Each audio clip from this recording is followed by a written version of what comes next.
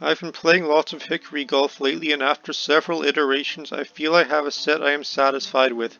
Starting off is my putter, which is made by Burke and dates to the 1920s.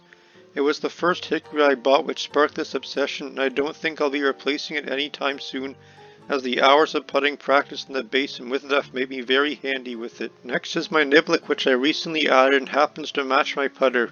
It has tons of weight, clocking at an E4 swing weight. I don't use the niblic for much other than trouble shots, so the extra weight of this club has proven quite useful for hacking out of fescue and blasting out of greenside bunkers.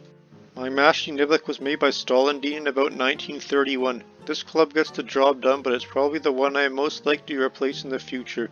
It's a pretty cheap club when it was new, retailing for only $2, and is the only remaining chrome-plated club in my set.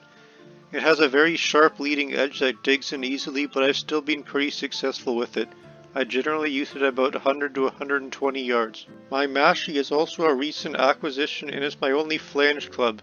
This makes it much easier to use around greens and fairway bunkers.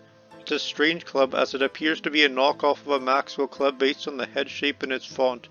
It's likely that it was made for a department store or something, but there's not much about it online. I think it dates to somewhere in the 1920s, however. I use it from about 120 to 140 yards.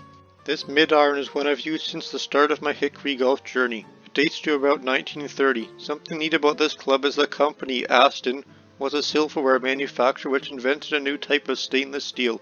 They decided to use it for golf clubs, and the stainless steel seems to have worked well as it still shines bright more than 90 years later. I use it from about 140 to 160 yards. Next is my driving iron made by Alex Patrick in Scotland between about 1920 and 1925. I was very happy to find this club as I've struggled to find a club to cover the gap between my brassy and mid-iron.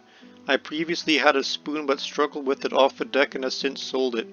This club is surprisingly not impossible to hit with it essentially being a bladed 1-iron. This club is my fairway finder as well as my go-to for long shots from the fairway.